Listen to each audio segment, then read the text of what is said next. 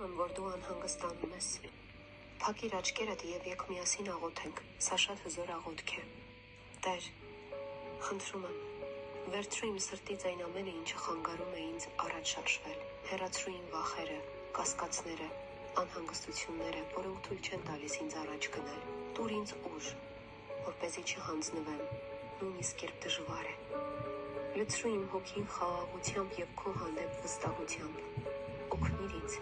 տեսնել իմ յուրաքանչյուր քայլի իմաստը և յուրաքանչյուր որոշման հստակությունը։ Տեր, եթե իմ կյանքում կա ինչ-որ բան կամ ինչ-որ մեկը, որ ինձ շեղում է քո ճանապարհից,